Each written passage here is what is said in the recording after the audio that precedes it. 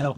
How's your team looking after the international break? Of course, Zinchenko was out, said he might be fit for after the break, and obviously Thomas Partey as well getting sent home for international duty with an injury. How are you looking? How are those two? We just finished the last training session. Obviously, we had many players arriving yesterday, so we had a short period to prepare the match, but the boys look in good condition. Perfect. Thomas Frank said after the Brentford game that he believes you're ready to challenge for the title. I'm not going to ask you whether you think that, but just how much confidence is your squad feeling at the moment, and what is the mentality like with that squad right now? The mentality doesn't change. That we have to go game by game. That we need to look to get better and improve in many areas that we have to get much better at, and being humble and at the same time really ambitious is our way forward for us to achieve what we want. Antonio Conte was giving you a lot of praise the way you've started the season. And what about the way they've started the season? Because they are just 1 point behind you. It's been a pretty impressive start for Spurs. Yeah, not only the start, obviously the journey that they had since Antonio joined as well, and how things change, and the team that is building, and a very clear identity that they have in the way of playing. Obviously, it's really impressive. So we know that I think both teams expect a really tough match tomorrow. I suppose you don't need any extra motivation for a North London derby, but I just wondered, are you going to be using the game against them at the back end of last season as motivation to take into this game at the Emirates this weekend? As you said, just I think it's all about emotion and just willingness to get to that moment and have enjoyment. It's the nicest game of the season by a mile for what it means to our supporters, for the history of it. And now as well, because looking at the table and where we both team wants to be becomes a really important match. So I think the word is excitement. And just finally, there's a couple of players potentially their first North London derbies. Have you told them about your experiences, about what it's like to play in this fixture? Have any of the other players done so? They know what to expect, yes. Thank you again. Thank you. Hi, Mikel. Hello. Can I confirm that Thomas Partey, Zinchenko and Tierney are in the squad then tomorrow? They are part of the team. Thank you. You are very welcome. On Kieran Tierney, can I just confirm, was it more of a precaution? Because I know he wanted to go out with the Scotland side to watch them in Poland. I mean, if that's the case, and then Scotland said for him to come back here, is that what you want to see from a manager with the international side? Good interaction, good collaboration like that? I think what we all want is the best for the player, protect the welfare of the player for sure, have the player in the right mindset, have the player ready physically to play for the country, to play for the club. And the best way to do it is if we have a good communication and is honest and is transparent, and with Scotland, that's the case for sure.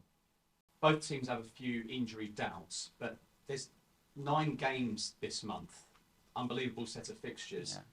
Yeah.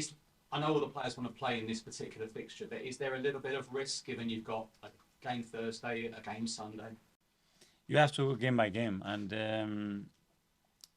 then form performances, how players are physically or mentally will dictate how much you use them. But for sure, we're gonna need everybody. As you said, the schedule is hectic and very, very demanding, and we need to think carefully how we're going to use and load the players. Few of your players, Mikel, did stay here. One of them, Gabriel Jesus. He's obviously watched Richarlison score for Brazil. But there's no better game, is there, just to show the Brazil coach to score against Tottenham Sunday? What have you said to him? Because obviously he might have been a little bit disappointed missing the Brazil squad. First of all, understand how they are feeling, how they have taken the news, how it's hit them, how can we use them to help them in their benefit, and just put the head down, take it in the chin, and the only thing he can do is try to play at the level that he's been playing or better to make things more difficult for the national team. That's it. You played for so many big teams around the world, and you've played in big derbies. What makes this one so special? Many things. I think you have to feel attached and belonging to the club. And when you have that feeling, and then you understand deeply the history of those derbies, how both things were historically created and what has happened over the years, then it makes it so special. I think it's a very special city, it's a really special country, very passionate fans, and it's a great atmosphere to play. A member of your staff gave a powerful team talk ahead of that game last year. You get everyone involved. Will you be taking it this time, or is it anyone else be doing a special team talk ahead of this game tomorrow? Depends on the moment, but obviously we have so many people here that they've been here much longer than us, that their feelings towards the club, it's even deeper than us. And I thought in that moment it was the right thing to do for someone that is with us every day and knows the place and know what it means, to express how he was feeling about it. Just finally, just on Emil Smith Rowe, obviously there is disappointment, but in a sense, is there kind of a positive knowing that hopefully when the surgery goes okay, that you will have him back after the World Cup? Hopefully, yes. And we have to make a decision. You know, we could not continue with that uncertainty. Do we have him? We don't have him. We don't have him in certain conditions. We need to put a line and draw a line. There we make that decision. The player was the first one demanding almost that he wanted an end decision, and we supported that. And now we have to prepare him to get back stronger than he was. Just on Emil Smith Rowe, Mikel, how long do you expect him to be out for? 2 months?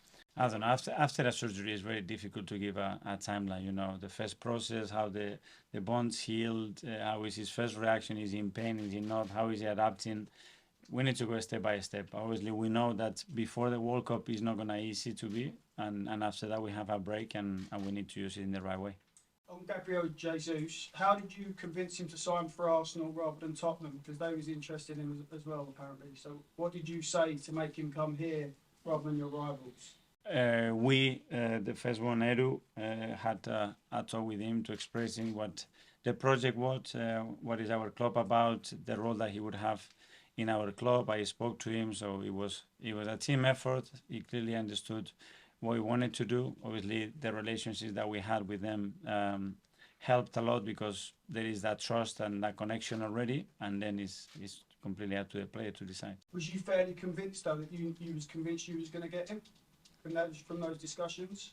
We were really hopeful, and his immediate reaction was extremely positive. But after that, there are a lot of steps that have to go in the right direction to finalize and get a player to sign for the club. But to be fair, Gabi made it pretty easy for us. Antonio Conte was very complimentary of you and Arsenal yesterday. He said you're a better team than last season. So do you agree with him on that? Well, first of all, thank you, and hopefully we are. But you know, the next few months will unveil that. But we want to get better than what we are today as well. William Saliba's been very impressive for you since he joined. Do you have any hesitation about playing him in a North London derby against Harry Kane and Heung-min Son?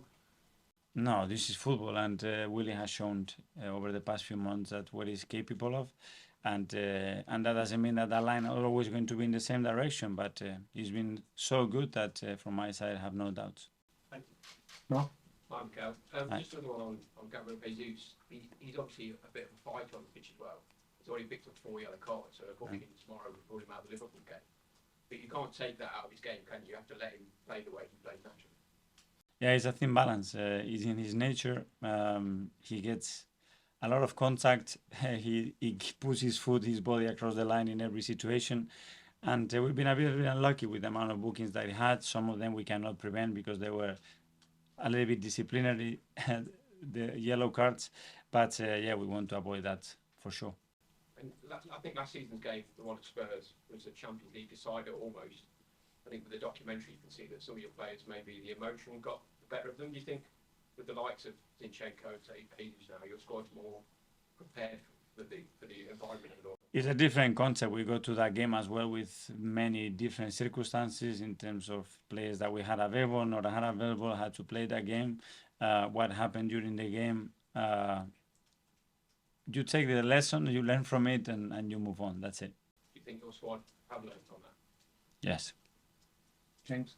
Just following on from that, Antonio Conte was quite critical of Arsenal at the time that game got moved from January originally.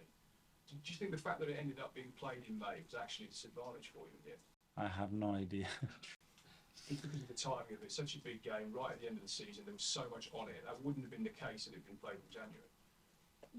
Yeah, but I don't know. I think you want to play in the Champions League, you have to be able to get through moments when the pressure is on and the circumstances are what they are, and overcome the situation.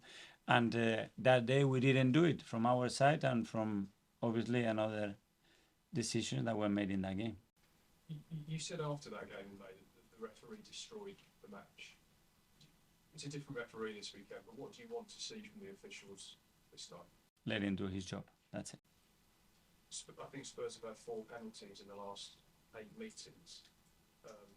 Decision making for your defenders in the box, they've got to be particularly sharp on that this weekend, I guess. They will be looking at all those things, and we have to focus on what we can do on the pitch and let the referee run the game. Hi, Mikel, just on Emil, I know you said you wanted to draw a line with the surgery. I was just wondering, was that the initial plan, or did you kind of have to use that as the best solution you guys saw fit?